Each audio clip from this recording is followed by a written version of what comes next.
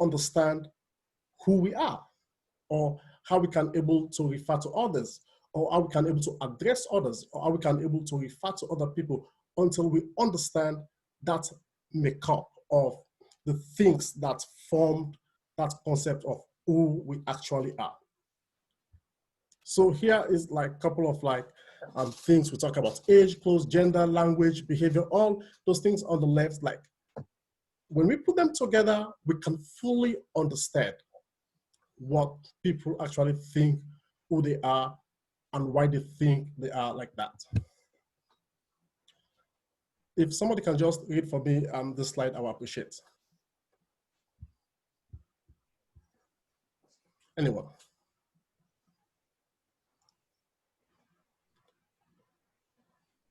I want all of us to be together, so definitely we'll be calling people to just randomly if I don't have somebody to volunteer. If no one else wants to, I can. Yeah, right. The trouble around diversity, then, isn't just that people differ from one another. The trouble is produced by a world organized in ways that encourage people to use difference to include or exclude, reward or punish, credit or discredit, elevate or oppress, leave alone or harass. I think this is self-explanatory the way it sounds. That is the trouble we have today.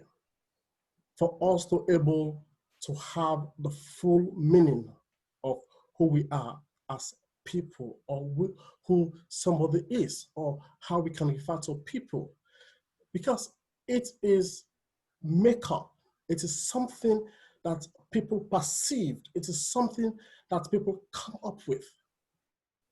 If we allow people to go naturally the way they are, they will able to form some knowledge of who they actually are.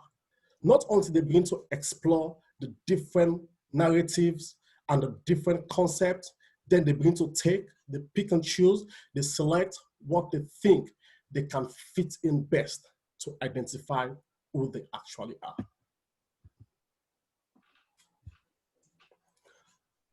Come here.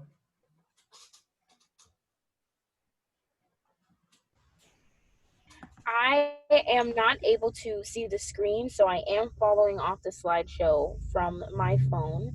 Musa, did we move on to the next slide of the Yes. Have You Heard of Microaggressions? Okay. That's where we are now, yeah. Perfect. I also just wanted to reinforce this message to everyone who's on the call that do not be afraid to speak up, and don't be afraid if you have questions. Even though we are in 2020, surprisingly, this conversation is a conversation that's new for many people. It shouldn't be, but it is. And so this is a learning opportunity. It's a safe space to grow, a safe space to expand your knowledge. And don't think that while we're saying any of these things or we're teaching any of these things, it's supposed to be derogatory or for us to be attacking. Definitely it's just an open space for you all to ask questions so you can understand, because as you all know, UMass Boston is so diverse, and we want everyone to feel welcome and included. So I also just wanted to lead with that. But with microaggressions, who here has heard of microaggressions? If you have, tell us what you know. If you haven't, what do you think the word means? Yes. Earl. Right. So I've heard of microaggressions. From what I remember, like when someone told me that, well, Earl, you're a very articulate person. I learned in one of my classes at UMass Boston, that the word that they used, articulate, was a microaggression, because it was coming from a white person to me, and how they were saying is like, they're not expecting me to speak well. That's what I got from that. And thank you for sharing that experience. I know that sometimes if we talk about microaggressions that have happened to ourselves personally, it can be very touchy, but thank you for opening up and allowing us to share that memory with you. If anyone else has experienced microaggressions, or again, if you don't necessarily still understand, what ideas come to your mind? Yes, Johan. Jonathan? I was just going to say, when it comes to microaggressions, I immediately think of things like you hit like a girl, or to man up, or things like that are very, they focus heavily on going outside of gender norms as well.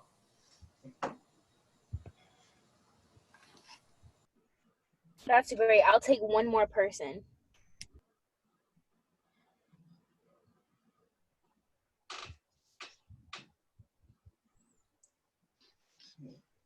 If no one else has an example, I can share an example of a microaggression that I've experienced. In high school, I did like this training where me and a bunch of my other friends, we decided that we wanted to go to primarily white schools and talk about race. Because for some reason, a lot of times these conversations happen separately, but they don't happen together. And the only way to move forward is if we're all having the same conversation together and learning from each other. And so we decided, even though it was scary, we went to a primarily white high school and we sat down and we talked about race and we talked about microaggressions and we talked about macroaggressions. And they said that some of the microaggressions that they experienced in their school is that they were a METCO school, so they had the METCO program. And a lot of times when the kids would sit together from the METCO program in their cafeteria, they would refer to that table as Little Africa because all the Black kids sat there. That's another example, and that could honestly be a macro aggression as well. But microaggressions are literally, if you split the word, it's a little aggression.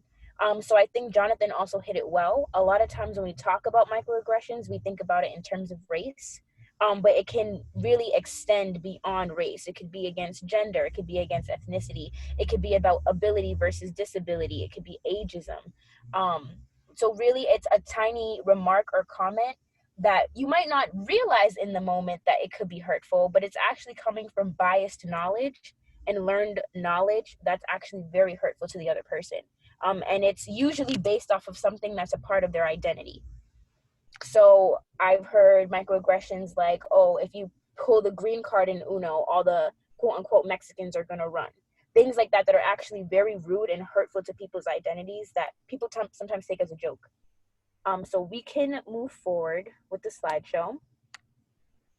We're gonna take this time to watch a video that kind of explains more in depth of how microaggressions work. So Musa, if you could play the video.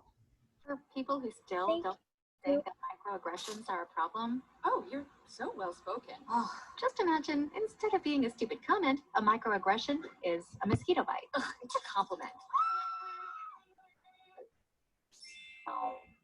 Mosquito bites and their itch are one of nature's most annoying features.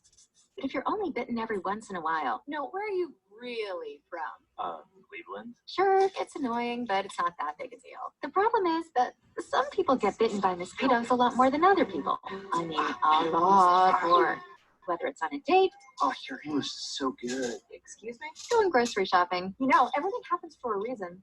Just buying apples. commuting to work, So when are you gonna have a baby? watching TV, We have to keep the Redskins name. It's part of our culture and history. or just walking down the street with your partner. I couldn't even tell you were gay. Mosquitoes seem to pop up Do everywhere. you know John? He be shopping at So I love Cher too. And getting bit by mosquitoes every goddamn day, Can I touch your hair? multiple times a day, So pretty. Can I touch your hair? Oh, please. Can I please? is fucking annoying. That makes you want to go ballistic on those mosquitoes, which seems like a huge overreaction to people who only get bit every once in a while.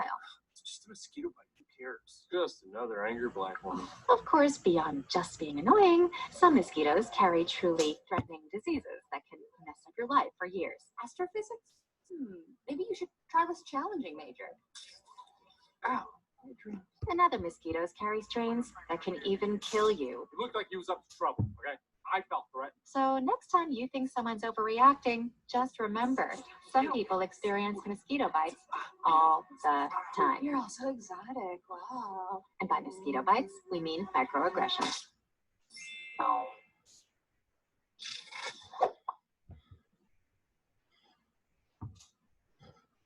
Yes, Kamal. Thank you. Does anyone have any first reactions to that video?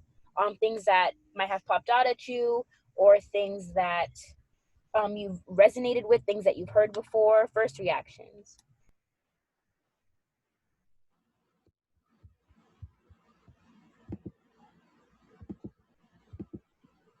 I've seen that video before, and I think it does like a really good job explaining it, but also putting it onto terms where it's more.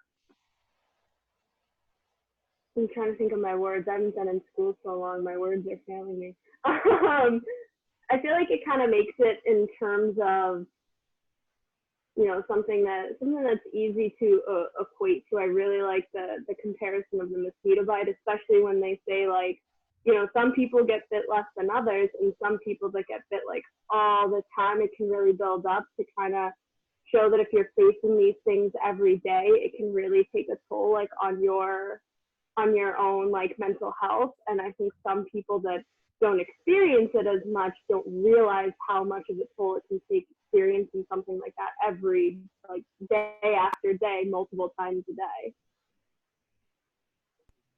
Thank you for that. Definitely.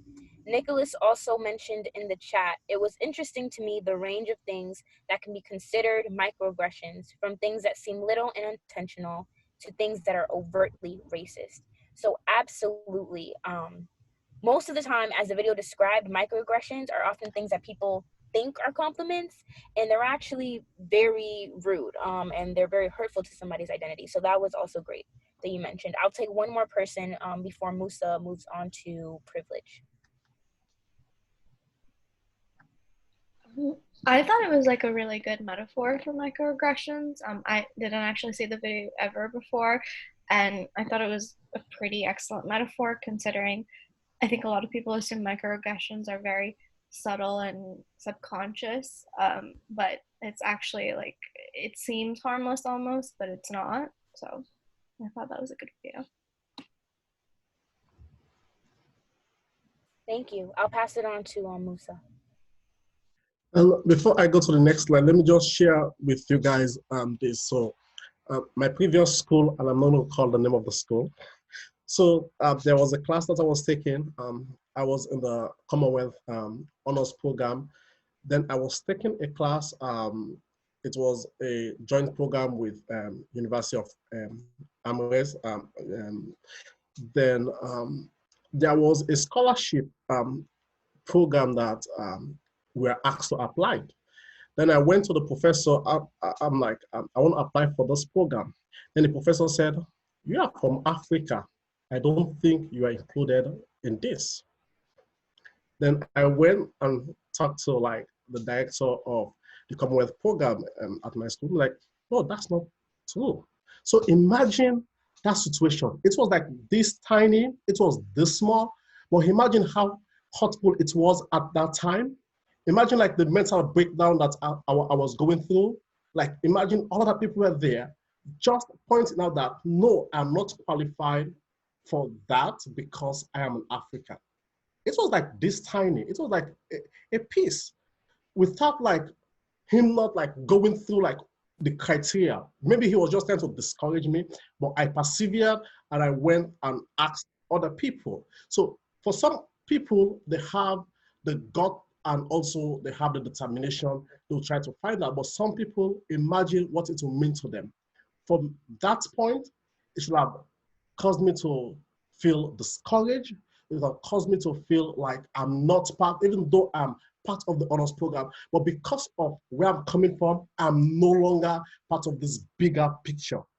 So that's how it is. Sometimes we don't think it is that important, but in the nutshell, it is actually that thing that is really, really important. So that is just my own part, and that was what I went through. So this led me to our next point for discussion. How does identity impact privilege? So this is an open question, but first let's answer the question, what is privilege? Can we have a couple of short, and Kamaya, can you be reading like any chat that comes in? Absolutely. Thanks. What do we think when we talk about privilege? I'd say privilege is probably having opportunities that a lot of other people don't have, and it's not an opportunity that you have due to your own merit. It's just an opportunity that was gifted to you by some outside circumstance, whether it be like, you know, your family or whatever, that a lot of other people don't have access to. Thank you, John. Isabel mentioned in the chat power and money. Yes, thank you. Any more? I wanted to say something with that power and money. So the privilege has resources such as good education, they got good jobs because, like, for example, if you get a white man and a black man working the same job, the white man will always get paid more, and vice versa with even females. Thank you. And I was gonna say privilege could also mean like, I'm a man, so I get privilege because I'm automatically a man over a woman. But then I lose privilege because I'm a black man. Yes. Perfect. In Thank the you. chat, Nicholas said, can privilege be merit? Like, is natural intelligence a privilege? Explain more about what you mean by natural intelligence. I think people are naturally intelligent, no matter where you are, where you're born. So when you're saying natural intelligence, are you meaning their natural access to opportunities like higher academia? Is that what you mean? Gordon Smith says opportunities and advantages you get based off of your identity. And Tyler said greater access to institutions of advancement. So I think that's also ties into the natural part that I think Nicholas was trying to say. But can you speak more on that? Because I don't want to misinterpret you. Nicholas? No, his phone doesn't work, so he would be typing. But if there's anyone else who also wants to oh wait, he responded. I mean like natural ability, like a person who just has an ability advantage. In terms of being able-bodied, I wouldn't necessarily identify that as a privilege for me. I think that we can agree to disagree. I wouldn't necessarily identify that as a privilege because I think that when you identify ableism as a privilege, then you automatically tear down people who were born that didn't have those same that weren't as able as you, or who, like, people who may not be able to walk, or people who may not be able to hear. I think that automatically you kind of discount them from that. So I wouldn't necessarily count that. Okay, so my definition for privilege is unearned advantages that is valued but that are restricted to certain group or individual. Unearned advantages. So it is an unearned advantages that are actually valuable to me, but these are prevented or they are restricted from certain group of people. For as Al said earlier, he's a man. So there are certain privileges, like in my culture I'm coming from, there are certain things Al will get away with because he's a man. However, in America, because he's black, he's being restricted from it. So it is an unearned advantage that you can have, but that advantage is not extended. So if we put these two together, the advantage that we have and how it can help us to go back to that question, who we are, identity. So privileges are the unearned benefits that are arbitrarily granted to some individuals based on social groups they represent and or identify with. So as I was saying, these are things that like actually they can be advantage to me, but it is not like benefited from everybody. Let me use a simple example.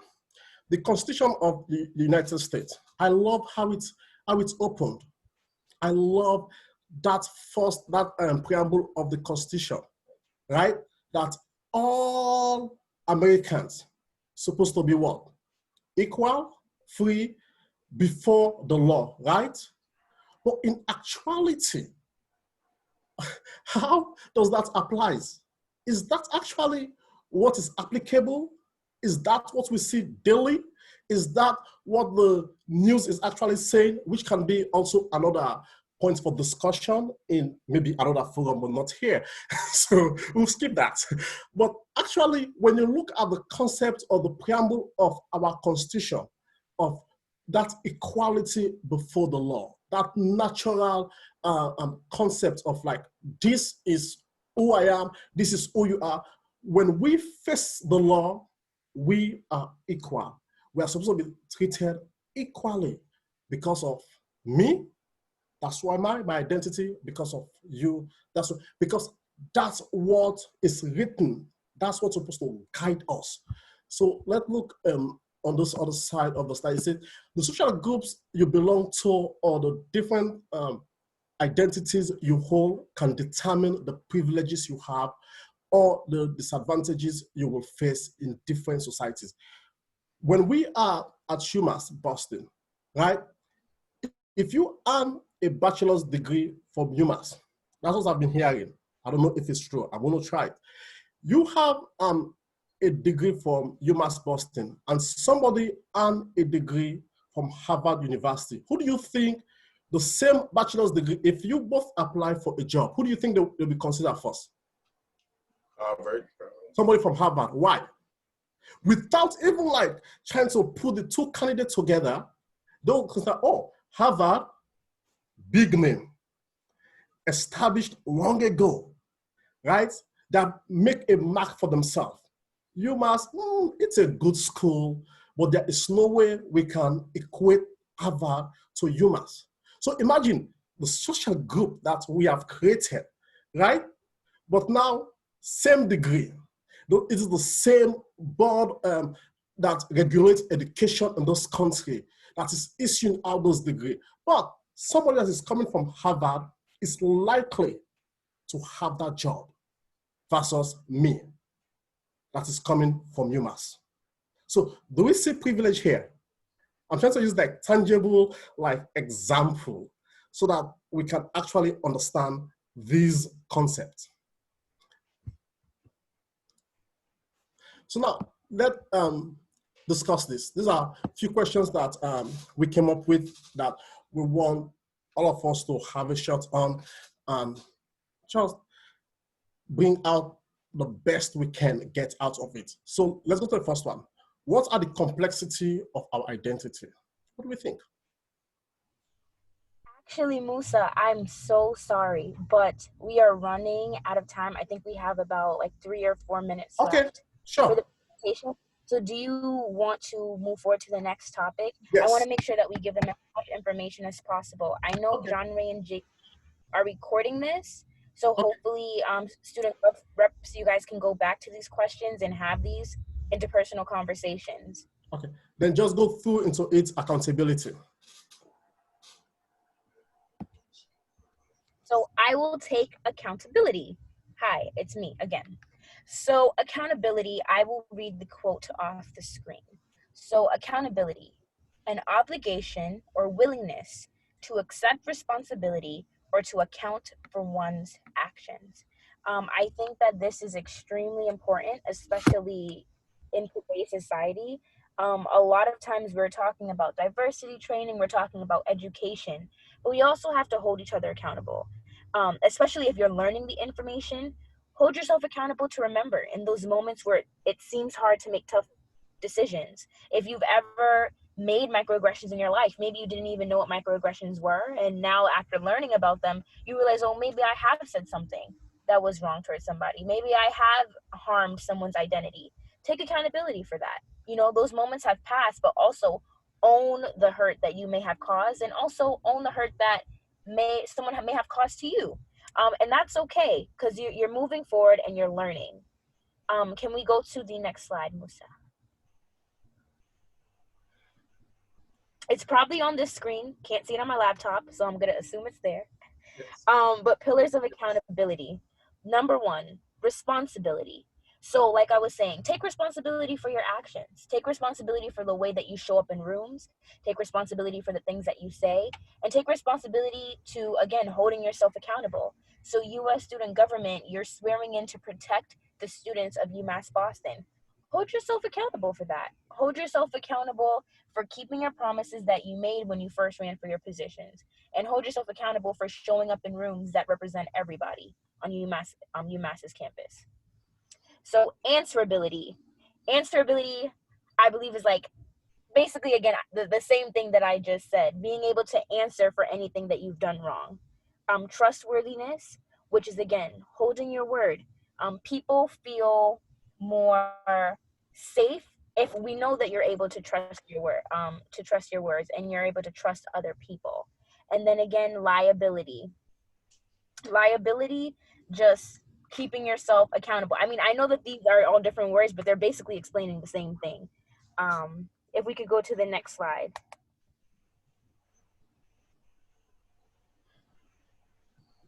I went all the way back. Give me 1 second, guys. Identity pillars. So accountability. It is not only what we do, but also what we do not do for which we are accountable. So again, right now, what we're seeing in the media, right now what we're seeing in our country, a lot of people are asking for accountability. A lot of people are asking people to stick to their words, to stick to the promises that they make. So as student government, what we would really like to see is for everyone to stick to their word and hold accountability. And I know that under this new leadership, that definitely that's something that we'll be experiencing and seeing this year in terms of orgs on the student body and on campus.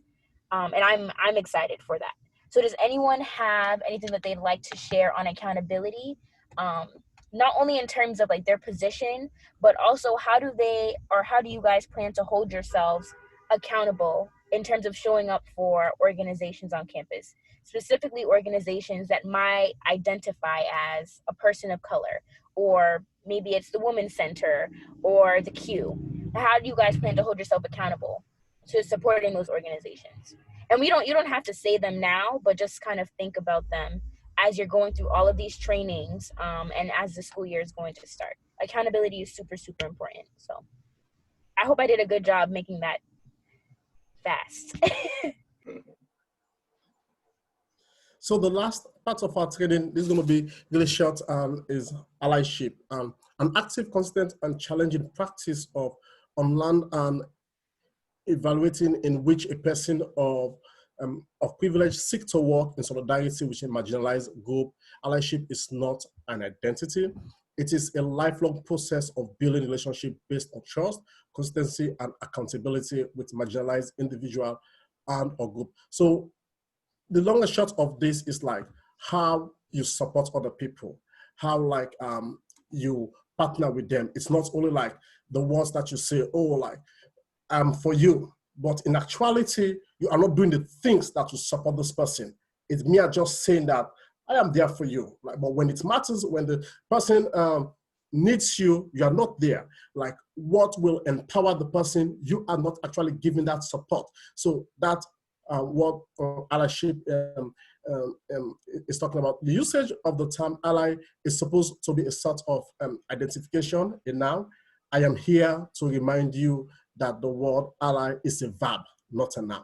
So it is like what we do. It's not the mere word that we say that I'm going to support you. Let's go. But when it's time for us to go, you are not there. You are at the back.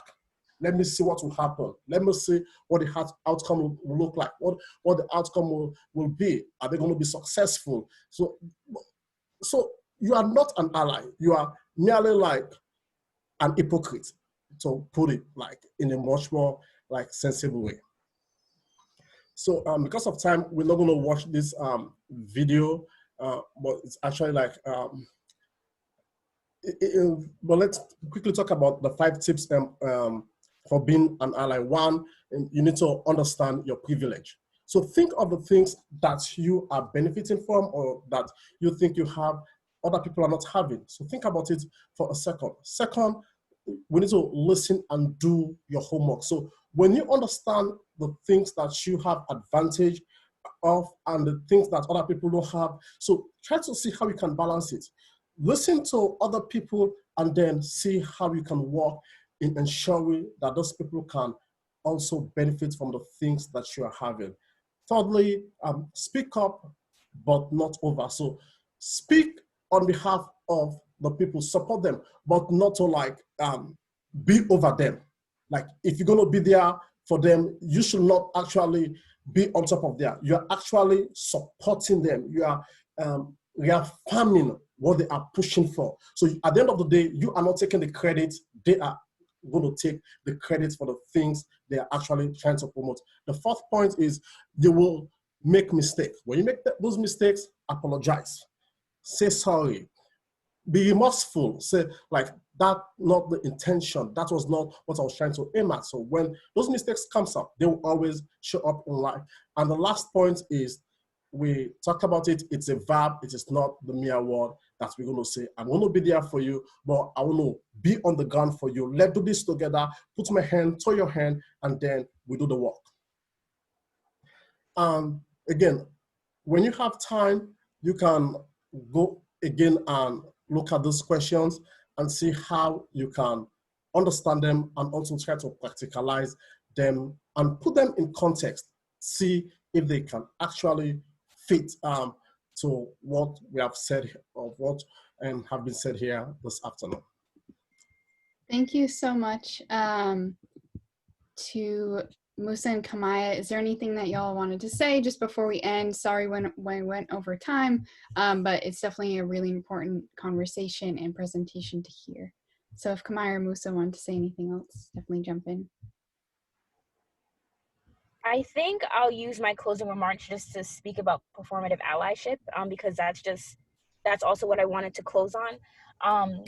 At the last point that Musa was making is that being an ally is a verb. It's constant work, it's constant toil, and it's constant being there to support people in the movement, regardless of what movement that may be. So performative allyship really is just kind of like pretending to be an ally. So the sharing of stuff on Instagram and Facebook, like that's cool. Making awareness is always great, but how are you actually showing up in spaces? And so I think that's my final words that I'll leave to student government, to just remind yourselves of how are you showing up for all the organizations that you're representing. Because it's cool to say that, yeah, like we support all of our Black and brown orgs that are on campus, but how do we do that? How do we actually show up? And then also, how do we not tell them that we're going to support them? Like, how do we support them genuinely in ways that they need? That's also not figuring like, okay, well, this is how we're going to help them. So that's the lasting thing that I kind of wanted to leave with, if that makes sense. Again, thank you guys for having me. I appreciated it. Musa? Well, in closing, I just want to say, as student leaders, as the people that we look upon to connect us with the administration and even beyond, when you are there doing your job, think about this. What is this that makes someone so unique? See what are the things that are different from others. And at the same time, let's see what are the commonalities and what makes them different. So let's think about the commonalities of people, and also let's appreciate the difference that we all share. Thank you again for having me, and thank you. And I wish you guys the best of luck in your positions. Thank you so much. I really, really appreciate you guys coming on here, and I'm sorry to cut it short. But this, everything you covered, I think is very, very important for student representatives to know. So I really appreciate you guys. So now I'm going to transition into the second part, which is very USG based. The chairs will be giving presentations on their respective committees. So we'll start with budget and finance, and I would, senators, pay close attention to these presentations as you will be choosing your committees by Monday. I have a deadline set for you. You need to choose your committees by Monday and send it to me. And basically these presentations will give you an idea of which committee you want to do and which one you want to join. So Jake, if you would like to start sharing your screen, and we can go from them. Alrighty.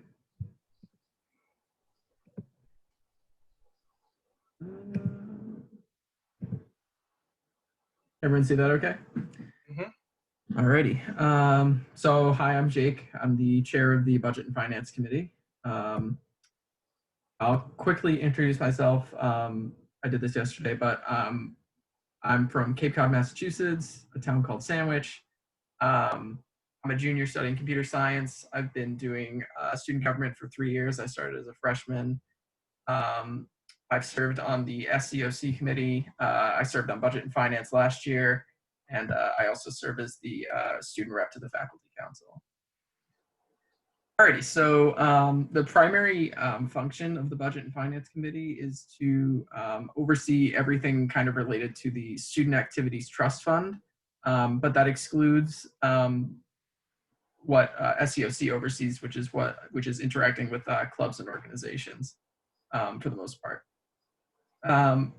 Also, each spring we write and present a detailed annual budget to the Senate, and we spell out specifically where all the funds are going to wind up for the next year. So we do everything for this year was in last spring's budget.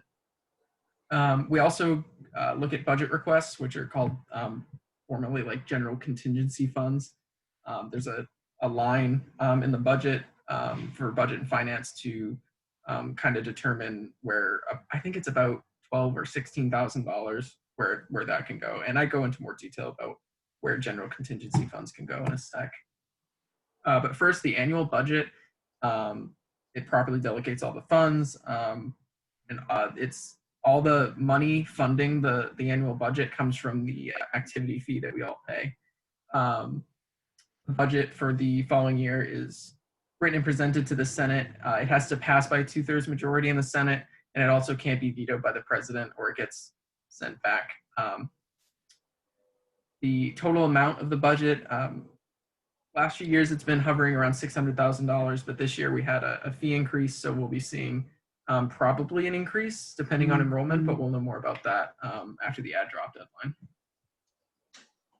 Budget requests. At committee meetings, we'll see budget requests now and again. These are things that don't fall under the jurisdiction of SEOC. Those budget requests from clubs and organizations mainly go to SEOC. With the exception of travel outside of the greater Boston area for clubs, that goes to budget and finance because it also has to be approved by the Senate. Some requests only have to be approved by budget and finance. Others also have to be approved by the Senate. So some of them we can just pass on our own. Others we have to pass in committee and then pass in the Senate. So if you join our committee, it's important that you remain open-minded, but you also have to consider what the best interests are of the student body. There's a limited amount of money. I wish we could just give everything funding if we could, but obviously that's not possible. We have to consider where we can do the most good with the money that we're given. We're a small committee. The bylaws actually mandate that we have no more than 7 committee members, including the chair and vice chair, and also no less than 5. That's mainly just to keep things moving quickly because budget requests kind of move a bit fast, and writing the budget has to get done before certain deadlines come. We kind of remain relatively casual just to keep things moving. But when we're voting or when we're talking about like a polarizing issue, if that ever happens, we'll try and kind of stay close to Robert's rules just so there's no like gray area or anything like that. I want to foster an environment where we're all really friendly and welcoming. I want to take our role seriously, but I don't want anything to be super high stress or anything like that. Typical meetings, it could be one or all of the following of these. We'll see several presentations by groups, sometimes clubs and organizations looking for travel requests, but also other initiatives. We'll see funding requests from other groups. And so we usually see presentations on those, and we just decide where funding goes based on those presentations.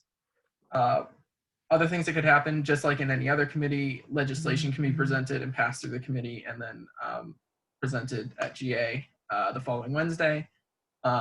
And then in the spring, mainly in the spring, we discuss where funds should go in the budget and then vote on that. I would recommend choosing this committee if you like working in small groups, if you're detail oriented, if you like putting together budgets, if you're generally good with money. These are all really valuable. And if you think you could be a good judge for where more or less funding is required, you know, that's a lot of what we do. So if you think you're good at any of those things, I would consider joining this committee. That's all I got. Let me know if you guys have any questions. I'm sure I have answers.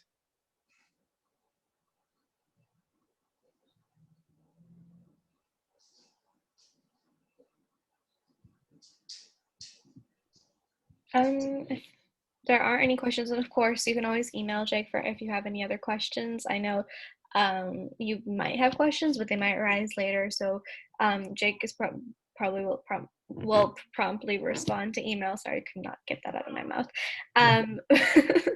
But if you guys have any questions, feel free to shoot in an email. So that was the Budget and Finance Committee. And now we will transition to student events and organization. So Laura, if you want to take over the screen, go ahead. Hello. Let's see.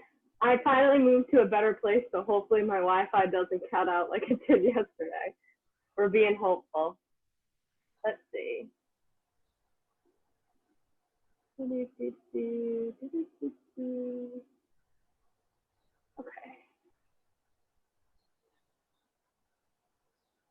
Can you guys see the presentation? Mm-hmm. Wonderful. Know how to use technology. So hi everyone. My name is Laura. I'm the Student Events and Organizations Committee Chair. There we go. So I did a little about me because the Wi-Fi cut out yesterday, so now I can actually kind of introduce myself. So I'm a biochemistry major. I joined in the fall of 2018 in special elections my freshman year. I'm excited to serve as my second year of SCOC. I feel like we kind of got a good momentum last year, and I'm kind of eager to keep that going. Besides USG, I've been involved in the OSLICE office. I've done FLI, BBS, Leadership Foundations. So I've always loved everyone that I met in the OSLICE office. Outside of USG, I worked as an EMT this summer and during the pandemic, which is kind of crazy. It was a crazy time, but really it was an incredible experience. And then I've worked with the student lobbying group as well, so I dabble in the science and the political science. And then that's a picture of my dog Gus. He's 5 months old. He's my joy. I love him so much. If you ever want dog pics, just let me know. I have way too many on my phone. So what is SEOC? So it's the Student Events and Organizations Committee. We work with clubs and centers on their budgeting and finances, more internal stuff within how like clubs actually function here on campus. So we work with clubs, help them get their budget requests through, so we'll approve and deny their requests. Most of our requests are going to be for events like in the greater Boston area. So they're mostly like the events on campus or anything that's accessible by like the MBTA. We also do like maintenance requests, which are like supply and promotional items as well. We also we serve as representatives for the student orgs on USC. We kind of serve as like a liaison between them, keeping them informed about what's going on in USC, and also listening to them and their needs on how we can like foster a greater relationship between our organizations on campus within student government. And we also review new club applications, which is really exciting. So we get to kind of see like what comes through and kind of help different clubs start growing. In the presentation, I also included the SEOC guidelines if you're interested in looking at them, if this committee interests you. So just some things that we worked on last year that I want to keep going. We approved all the large events for campus, which unfortunately due to the pandemic, I don't think we'll be doing too many of those this year. But we passed the referendum question to increase the student activities fee, which was a really big project we worked on last year. Our student activities fee had been pretty much stagnant for the past 20 years or so. So it has not been keeping up with inflation. So we were able to increase the student activities budget, which gets funneled through BNF and gets put out to all these different areas, SEOC being one of them. So we got to like increase our budget for programming here on campus. With like a couple other things, we created like the special event fund, and we also have a new budgeting software. So we're actually going to be training the senators, and then we're also going to be training the organizations and working with them to implement this new software. which makes the process so much easier than what we used last time. The old website was just, it was not easy. So now everything's on the same website. So it's actually a lot more streamlined. So your role on SCSC is if you choose to join this committee, you'll be approving and denying budget requests. So I took a screenshot already. We have a couple budget requests that have come in so far for some different like online activities. So we'd be working as a committee, getting those budgets passed, so that way these clubs can run their events and create and keep up a sort of level of student activity, even though we are remote. You'll be responsible for about 4 to 8 student organizations, and you'll kind of be their point person on student government. So you'll be talking to them, and you'll be like working with them on their budget. It depends on the numbers, but it'll be around 4 to 8 depending on how many people we have in the committee and how many organizations are approved. We'll approve and deny new club applications. We keep track of the club finances. We'll help clubs make their requests. And then of course, we got to make sure we're upholding the SBOC guidelines and the USD bylaws. So choose this committee if you are organized, if you're really passionate about working with the clubs on our campus, if you like budgeting and keeping track of funds, if that's something you're interested, this is definitely the committee for you. But mostly we really want individuals that really want to be that representative and really work with the student organizations.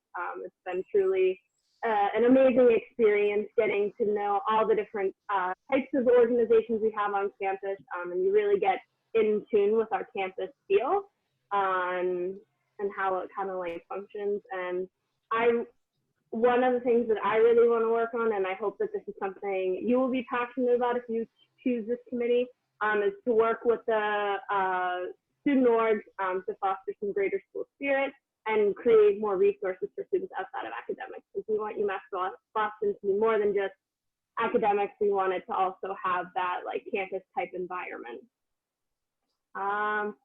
Questions? This is my cat Rico too.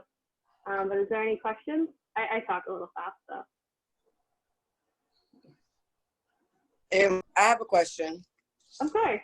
I would like to choose that, but because of my organizer with Phenom, is that going to be a conflict or something? Because I'm also a club. No, so it's the only way, it doesn't really conflict. We actually would love people like senators that are part of other organizations to join this club, so you can get like both sides of it, the USG experience, but also the club experience. The only thing, the rule that that we kind of have in the committee is if you are a member of a club, you wouldn't be the one physically like approving their request. Someone else would still do that, just to make sure we're keeping like no bias or anything involved in all of that, making sure we're being as fair as possible to the amount of funds that we're giving out. Any other questions? I'm a member of just one club, but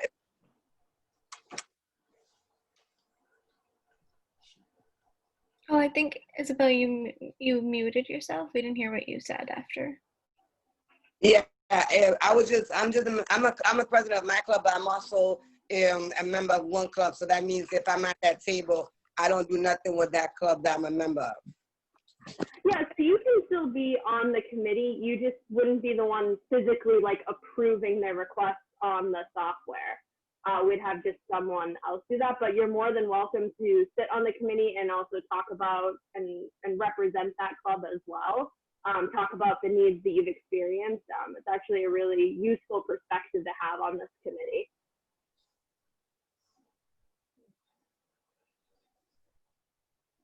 Anything else? Thank you. Okay, like always, feel free to shoot Laura an email and she'll respond partly to any emails. And any questions that you have, let me know, let Laura know as well. If there aren't any other questions, we can transition to campus community and affairs. Okay, I'm gonna try to share my screen now.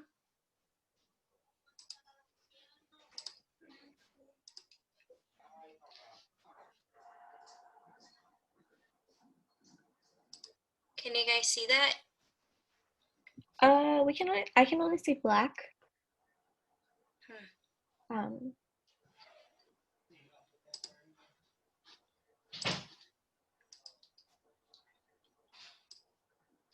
What about now? No?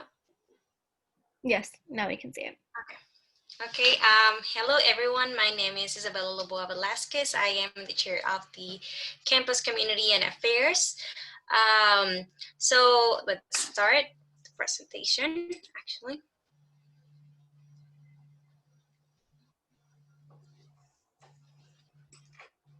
So a little about myself.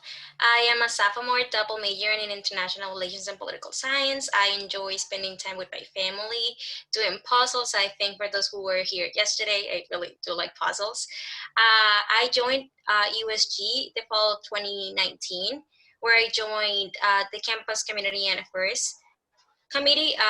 There I served as the event planner. So here is a picture of me tabling. And I really love this committee, and that's why I'm here. So you've heard about this committee before, but what do we actually do? So according to the UMB.gov website, CCA is responsible for interfacing with the student body and representing the student interest to administration. So CCA is for outreach to promote the student government to the student body. So we focus on strategies of communication to get as much student input as possible in USG business. So CCA, the way I see it, is like that bridge that communicates the student body with student government and therefore with administration. So how do we work?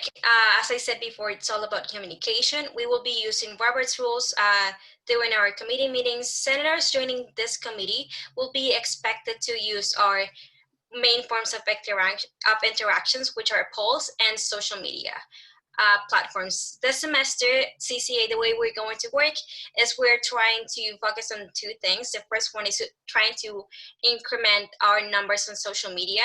We have 450 followers on Instagram, 480 on Twitter, I think, and we have around 800 followers on Facebook, and we're trying to increment that number because compared to the amount of students that UMass Boston has, we don't really are having as much of a scope as we should have.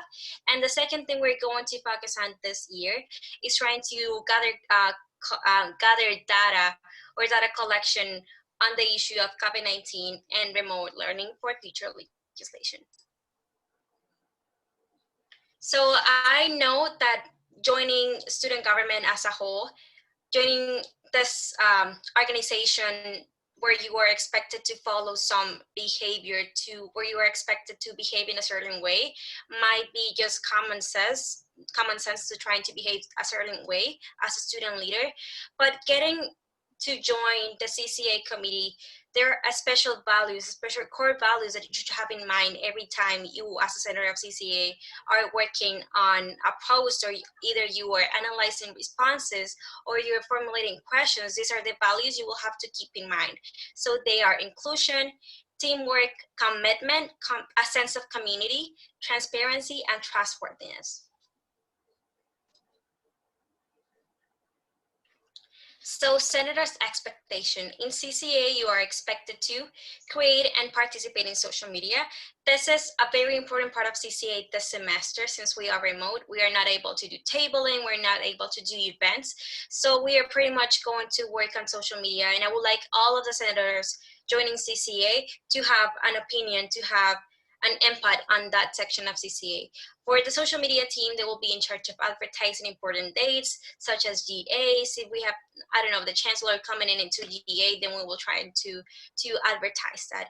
We are also contributing in data collection by reaching out to students. This is something that I will explain more during our first committee meeting, but senators joining this committee will be expected to talk to other students, and then we will talk about the different concerns and the different inputs we've heard, so we can actually start writing legislation, because that's going to be a big part of this committee. You're also expected to actively participate in meetings. I want to hear more from you. I want you to feel comfortable to be able to raise your opinions, to raise your voice. Every time you as a student yourself want to say something, just say it. I want you to feel comfortable, and I want this committee to give you that ability to also speak your mind during GAs. and then present to the committee your ideas and project for your role in CCA. I will explain the roles later, but the first thing I want you to do in CCA will be to explain your ideas for the role. Let's say you're serving in this role, then you will give a little presentation. It doesn't have to be like really big, but you will have to say, these are the ideas I have for this position. This is what I would like to do. So we're just in the same page and we're following the same plan so we're able to achieve all of our goals. And then, but not least, we are going to work as a team. I like CCA to be like a family, to have each other's back, just, so we can be able to work as a team, so work it's not overwhelming. And that's it. Let's see, next slide. So the structure of the committee, CCA is divided into 4 different positions, not counting the position of the vice chair. And this I will explain in a second. So the first position we have is the advocate advisor. So for those of you who don't know what the advocate is, this is the official newsletter of USG. This is where we will highlight any legislation we have passed, any legislation we're working on. If an important person is coming to EA, this is where we advertise all that and we will send it out to students as a subscription.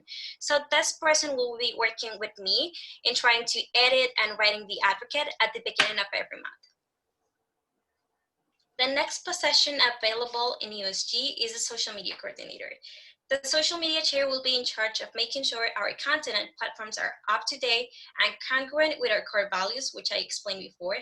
This person will be kind of like on top of all the platforms we are working Instagram, Twitter, and Facebook, and ideally we're going to have one senator working on a specific platform, and the social media coordinator will be kind of like supervising everything, those platforms. The Outreach Facilitator, as I said before, incrementing our numbers in social media and in general are one of our main focus this semester. So that's why I created this position. Well, this person will be working on strategies and projects that will allow that to happen. So let's say, I remember someone saying, taking over Instagram, those type of stuff, so we can increase USG presence in social media as well. So next we have the feedback collection coordinator. This person will be in charge of checking up our feedback form on social media, organize the responses before committee meetings to discuss as a group. So we have a feedback form for those who follow us on social media on Instagram, where we will receive all of our feedback, not only for CCA, but also as USG as a whole. So this person will be kind of on top of that, but not only that, this person will also be trying to get all of the comments we have on social media. We post something and there's comments, and this person will be in charge of that. If we have a DM on Instagram, if we have a direct message on Twitter, all of those things. So lastly, if you enjoy communicating with other people, if you like to create digital content, or if you want to learn, I think this is very important, and I want to encourage all senators that want to join CCA that do not expect or do not let the creating digital aspect of CCA to stop you from joining this committee. I didn't know how to create a flyer a year ago. For me, this was something like very new, very big for me. I joined CCA because I like the tabling part of CCA, and now I'm here. But I want to encourage you to learn. I'm not expecting you to be a pro on Canva. I'm not expecting you to be a professional on graphic design. Just if you want to actually engaging with students and want to learn more about the ways to do that, I will encourage you to join CCA. So if you like social media, if you're a people's person, or if you want to hear directly from students and want to advocate for their opinions, and lastly, if you want more students to learn about USG, then you should join CCA. Okay, so if you guys have any questions, you can contact me via email, or you can just like ask questions right now. I'll be happy to answer.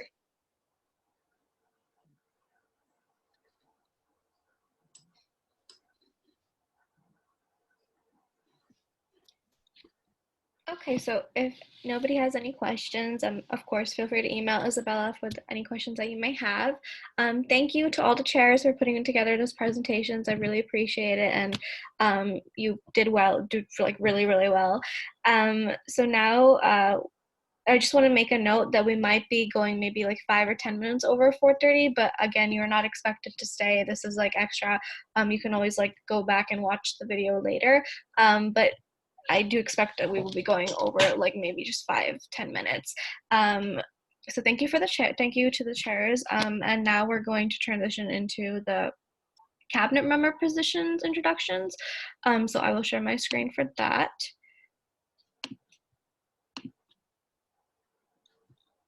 Sorry, give me 1 minute.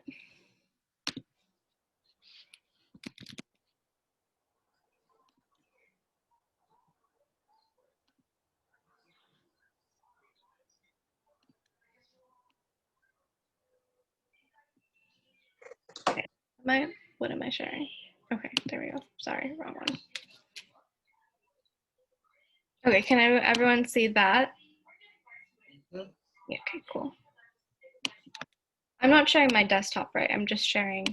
Everyone can just see the presentation. Yes. We can see like the Canva, but okay.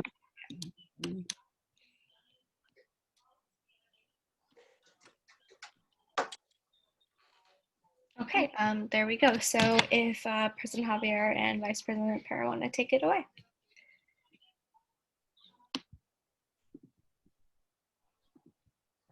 All right, Jaylee, I can go first. All right, sounds good. All right, so cabinet member positions, I'll be mindful with time as well. These are pretty much positions that we're hoping to fill within our executive branch here in USG. Throughout our time during the summer, we've gotten to get to connect with a lot of different administrators as well as a couple students, and have kind of created different positions that we feel like are critical when tapping into different student spaces and student organizations on campus. And so here we have a couple of positions up right now.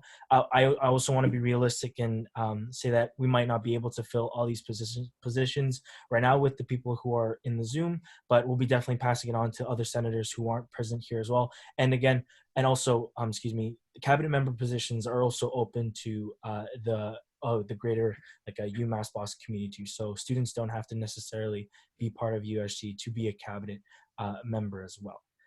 As noted in the presentation, a cabinet member, in order to be a member of the cabinet, you will have to give up your Senate seats. But we have been meticulously going through each of the different positions and have just our responsibilities and roles described. I'll throw it to Jaylee to kind of speak a little bit more about that. Yeah, so as for the senators here, you would have to give up your seat, as John Ray said, in the Senate seat, and you would be considered part of our cabinet. So again, like as John Ray had said, if you do know of anyone that's you might know as a friend, as a colleague, as a peer in your classes that might be interested in these positions and you think that they would be able to fill it, and if you are interested in keeping your Senate seat, definitely reach out to us. Again, they do not have to be members of USG, so we're looking to hopefully fill these spaces on the cabinet now, but if not, we're also looking at the spring and looking at what we can do with these positions for now. Some would need to be filled more quickly than others due to being on boards or other committees, but we'll get into that a little bit when we explain what the positions are.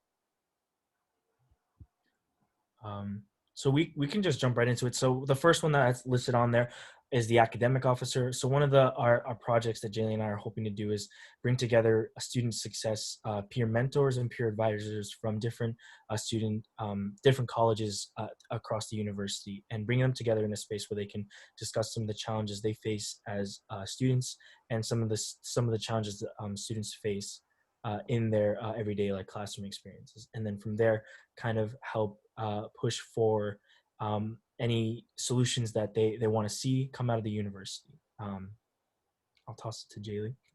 And then next we have an accessibility officer. So for this officer, we're looking for them to work with members on campus such as campus services and other members of administration to better the community and the campus on students with disabilities, and if they have noticed that their friends or themselves have kind of had these issues, or they see that these issues are a problem, to bring them up to us, and to also bring them up in meetings and such where the accessibility officer should be present. Yes. Yeah. Sorry, we're going through these a little quick. So if you have any questions or interests, please also reach out to us via email. Yeah, I want to make note that some of the people that you'll be working with, specifically with the academic officer, we want to try and connect you with deans of colleges, and then potentially also join Jake within the faculty council. And then for accessibility, I believe we would want to connect that with them with the Ross Center as well, Jaylee, correct? Yes, the Ross Center. They're awesome. So they would definitely appreciate a student representative from USG. Yeah, so moving to athletics and recreation officer, there's also been an expression of just what the needs are for student athletes on campus, as well as just everyday students who are looking out for their health and wellness. And so we want to try and appoint someone to kind of be point person for that. We would want them to work closely with recreation, the Student Athlete Advisory Council, and the athletics department too. Next is Boston Intercollegiate Government Delegate, and that is 2 positions. So BIG, also the Boston Intercollegiate Government, also known as BIG, is a kind of this, it's like a general assembly, but for all of the colleges across Boston and the surrounding area, which is really awesome. You get to connect with campuses from everywhere. We've met some amazing people, and that's really a place where you'll be able to sit in, kind of voice the concerns of UMass Boston, as well as bring those meetings, the information found there, to UMass Boston, to us, and to GAs. And hopefully if you've seen something else work well for a college, to bring it here and say, maybe this would work well for us, and to really advocate on our behalf, such as things like MBTA passes. All right. And also another officer is the commuter and off-campus officer. So this officer will kind of dip into both sides of off-campus, most likely work with the Office of Off-Campus Living, as well as commuters. So you'll work with Transportation Services, Diane DeRigo as part of the campus services, with the shuttle buses, and kind of just be this representative for commuters and off-campus living students, preferably someone who does have experience with being a commuter or living off campus, or both, would be recommended for this position. Jumping into a diversity officer, there have been a lot of things, again, that have been going on this past summer, and we saw a need, especially for this position to open up.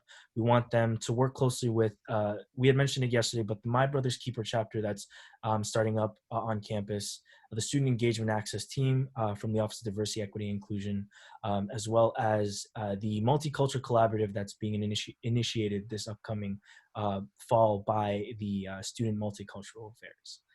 You'll be working closely with these offices and advocating for students in initiatives that support Black and Brown lives, and just pushing for an anti-racist campus community. Next, we have the International Relations Officer. So this is someone that we would prefer to have any international DACA or related experience. However, if you do have some knowledge, that would also be appreciated in this role. But international relations really deals with our international students as well as our DACA and undocumented students. This position is to really work with the Office of Global Programs, as well as the Immigrant Student Alliance, and other student groups for underrepresented students that might not have the access to such materials or resources as a US citizen student might.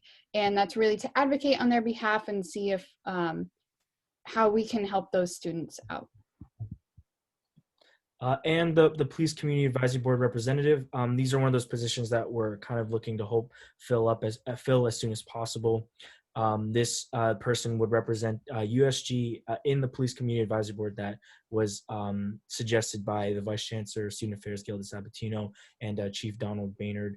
You'll be working closely with the UMBPD and other tapped into student leaders as well as faculty and administrators in this board to kind of voice concerns relating to police presence, police brutality, and the impact police has and experiences that it has on students.